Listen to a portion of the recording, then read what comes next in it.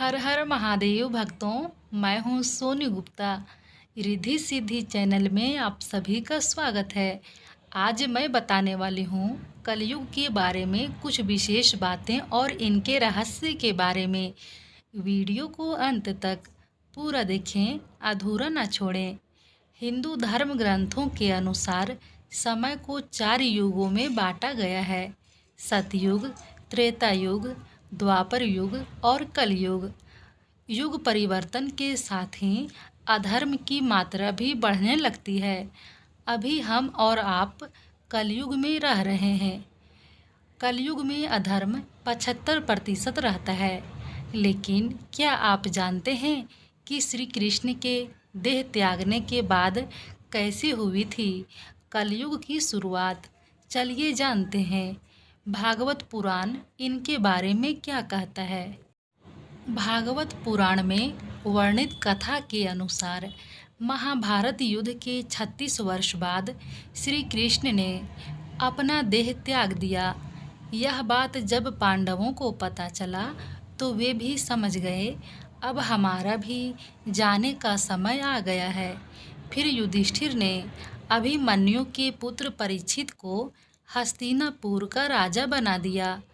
उसके बाद पांचों पांडव द्रौपदी सहित अपनी अंतिम यात्रा पर निकल पड़े। इधर परीक्षित के राजा बनते ही युग परिवर्तन का समय नज़दीक आ गया था। एक दिन की बात है, राजा परीक्षित शिकार के लिए जंगल गए थे। वहां उन्होंने देखा कि एक बैल और एक गाय आपस में कुछ बातें कर रहे हैं।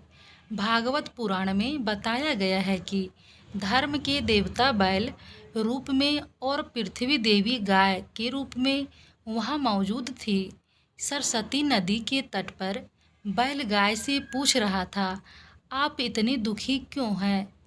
क्या आप मेरा एक पाँव देखकर दुखी तो नहीं हो रही हैं? बैल के मुख से ऐसी बातें सुनकर पृथ्वी देवी बोली, हे धर्मदेव, आप तो सब कुछ जानते ही हैं। जब से श्री कृष्ण मुझे छोड़कर गए हैं तभी से मैं दुखी हूँ।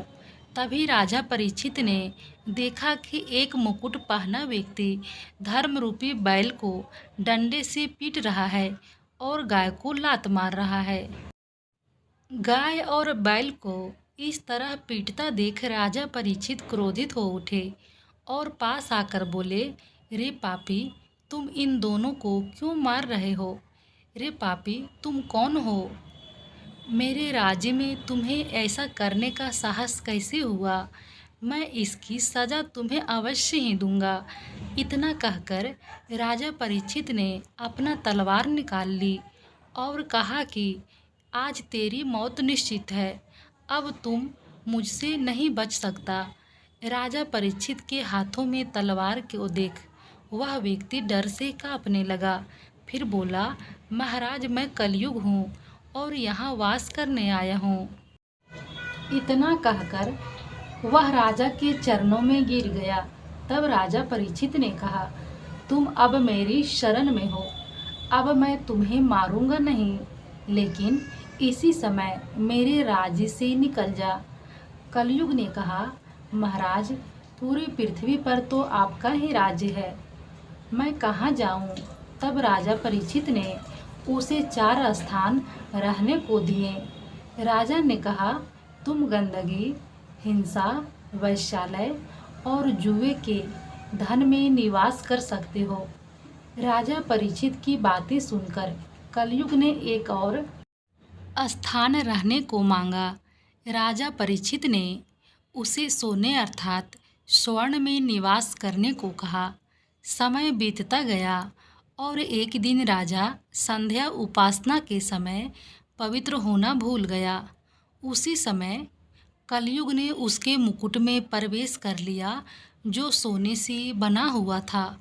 उसके बाद एक दिन राजा शिकार को गए तो उन्हें जोर की प्यास लगी। तब पास ही स्थित एक ऋषि के आश्रम में गए। ऋषि उस समय तपस्या में लीन थे। राजा ने उनसे जल देने को कहा, लेकिन तपस्या में लीन ऋषि के कारण वह राजा की बातें सुन नहीं सके।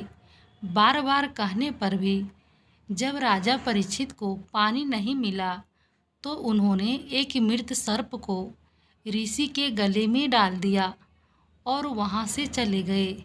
ऐसा कलयुग के प्रभाव के कारण हुआ। कलयुग के प्रभाव से राजा परीक्षित की बुद्धि भ्रष्ट हो चुकी थी। कुछ समय के बाद जब ऋषि श्रृंगी आश्रम लौटे तो ऋषि अपने गले में मृत सर्प को देखकर वह क्रोधित हो गए। उसके बाद उन्होंने श्राप देते हुए कहा, ऐसा अधर्म जिसने भी किया उसकी मृत्यु आज से ठीक 7वें दिन तक्षक नाग के काटने से हो जाएगी। फिर ऐसा ही हुआ। 7वें दिन राजा परीक्षित को तक्षक नाग ने काट लिया और उसकी मृत्यु हो गई। ऐसा माना जाता है कि उसी दिन से कलयुग का आरंभ हो गया। ऐसा माना जाता है कि कलयुग को आए हुए अभी 5000 साल ही हुए हैं। अभी से इस युग में ऐसी घटनाएं घटित हो रही है जो भयानक है। सोचिए उस समय मनुष्य की स्थिति क्या होगी जब कलयुग अपने चरम पर होगा। हालांकि श्री कृष्ण ने महाभारत के समय ही बता दिया था कि कलयुग में क्या क्या होने वाला है। चलिए जानते हैं कृष्ण द्वारा कही गई वो बातें जो आज सच हो रही है। महाभारत में एक कथा का वर्णन मिलता है जिसके अनुसार जब पांडव अपना सब कुछ जुए में हारने के बाद वन को जा रहे थे तो युधिष्ठिर ने श्री कृष्ण से पूछा, हे नारायण, अभी द्वापर युग का अंत चल रहा है, इसके बाद कलयुग का आगमन होगा। कृपया कर हम भाइयों को यह बताइए कि कलयुग में क्या क्या घटित होगा। तब श्री कृष्ण बोले, पहले तुम सभी वन को जाओ और वहाँ जो भी दिखे शाम को आकर मुझे बताना। उसके बाद सभी पांडव वन को चले गए। शाम को आकर पांचों पांडव ने जो बताया, आइए उसके बारे में जानते हैं। वापस आकर युधिष्ठिर ने श्री कृष्ण से कहा, माधव, जब मैं वन में घूम रहा था तो मैंने 2 सूंड वाले हाथी को देखा। तब श्री कृष्ण बोले, धर्मराज, आपने जो वन में देखा उसका अर्थ यह है कि आने वाले कलयुग में ऐसे लोगों का राज होगा जो बोलेंगे कुछ और करेंगे कुछ और। ऐसे ही लोगों का कलयुग में राज होगा। लोगों का दोनों तरफ से शोषण करेंगे। उसके बाद अर्जुन ने कहा, हे नारायण, एक पंछी के पंखों पर वेद की रचनाएं थी, परंतु वह पंछी मरे हुए जानवर का मांस खा रहा था। अर्जुन की यह बात सुनकर श्री कृष्ण ने बोले, हे अर्जुन, तुमने जो देखा उसका मतलब है कि कलयुग में जो लोग खुद को ज्ञानी बताएंगे वास्तव में उनका आचरण राक्षसी जैसा होगा। वे मन ही मन यही सोचते रहेंगे कि कब कोई मरे और अपनी संपत्ति उनके नाम कर जाए। उसके बाद भीम ने श्री कृष्ण से कहा, मैंने देखा कि एक गाय बछड़े को इतना चाटती है कि बछड़ा लहूलुहान हो जाता है। श्री कृष्ण ने कहा, इसका अर्थ यह हुआ कि कलयुग में माँ की ममता के कारण बच्चे का विकास अवरुद्ध हो जाएगा। किसी और का पुत्र यदि साधु बनेगा तो माताएं उसके दर्शन करेगी, परंतु स्वयं का पुत्र यदि संन्यास लेना चाहेगा तो रोएगी। उसके बाद सहदेव ने कहा कि मैंने वन में देखा कि 7 भरे हुए कुओं के बीच एक कुआं एकदम खाली था। श्री कृष्ण मुस्कुराते हुए बोले, सहदेव, तुमने जो देखा उसका अर्थ यह है कि कलयुग में अगर कोई भूखा मरता रहेगा तो उसका कोई मदद नहीं करेगा। अमीर लोग अपने बच्चों की शादी में खूब खर्च करेंगे, लेकिन पास में कोई भूखा मर जाए तो उसका मदद नहीं करेंगे। फिर नकुल ने कहा, माधव, मैंने देखा कि एक बड़ी सी चट्टान बड़े बड़े वृक्षों और चट्टानों से टकराने के बाद भी नहीं रुकी, परंतु एक छोटे से पौधे से टकराते ही रुक गई। श्री कृष्ण ने कहा, इसका अर्थ यह हुआ कि कलयुग में मन इतना नीचे गिर जाएगा कि वह 70 रूपी वृक्ष से भी नहीं भरेगा, परंतु हरि नाम के जप से मनुष्य का पतन रुक जाएगा। अगर आप श्री कृष्ण की इन चेतावनी और भविष्यवाणियों का अर्थ निकालते हैं तो 5 प्रमुख बातें सामने आती है। पहला, कलयुग में धर्म की गिरती हुई स्थिति होगी। लोग धर्म के नाम पर अपने आप को बेवकूफ़ बनाएंगे और अनैतिकता में व्यस्त रहेंगे। दूसरा, कलयुग में लोग ज्ञान की गिरती हुई स्थिति में होंगे।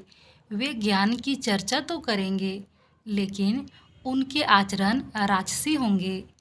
तीसरा, कलयुग में अनैतिकता और असत्य की प्रवृत्ति बढ़ेगी। लोग अपने लाभ के लिए अनैतिक काम करेंगे और दूसरों को धोखा देंगे। चौथा, कलयुग में ध्यान और जप नाम की महत्वपूर्णता होगी, लेकिन व्यक्ति को अपने मन को नियंत्रित करने के लिए ध्यान करना होगा। पाँचवा, कलयुग में अकाल, भूखमरी, अमानवता, हिंसा, लालच इत्यादि अपने चरम पर होगा। द्वापर युग में श्री कृष्ण ने कलयुग के बारे में कई भविष्यवाणियाँ की हैं। कलयुग के बारे में भविष्यवाणियों में इस बात का उल्लेख भी किया गया है कि कलयुग में स्त्री पुरुष कैसे होंगे। श्री कृष्ण की भविष्यवाणी के अनुसार पुरुष धन संपत्ति के लिए हत्याएं करेंगे और स्त्रियां धनवान पुरुषों को ही चाहेगी। आइए विस्तार से जानते हैं श्री कृष्ण की बताई गई स्त्री पुरुष से जुड़ी कलयुग की भविष्यवाणियाँ। श्रीमद् भागवत गीता में श्री कृष्ण ने कहा है कि परिवर्तन ही सृष्टि का नियम है। मनुष्य को परिवर्तन को स्वीकार करते हुए आगे बढ़ना चाहिए। श्री कृष्ण की इस सीख को अगर बारीकी से समझें तो परिवर्तन एक समय से जुड़ा होता है। जैसे जैसे युग बदलता है तो आसपास के संसार में भी बदलाव देखने को मिलता है। मनुष्य का व्यवहार, स्वभाव, सोच आदि पर भी समय का असर दिखता है। श्री कृष्ण की भविष्यवाणी के अनुसार कलयुग में पुरुष इतने क्रूर हो जाएंगे कि वे रिश्तों का भी लिहाज नहीं करेंगे। पिता पुत्र को और पुत्र पिता की हत्या तक कर देंगे। धन संपत्ति और भूमि के लिए हत्या करना एक आम बात बन जाएगी। छोटी छोटी बातों पर पुरुष बदले की आग में जलकर विनाश की ओर बढ़ेंगे। कलयुग के बारे में श्री कृष्ण कहते हैं कि कलयुग में पुरुष स्त्रियों को हीन दृष्टि से देखेंगे और उनका उपहास उड़ाएंगे। स्त्रियों के बारे में अपमानजनक बातें करके अपने आप को गर्वित महसूस करेंगे।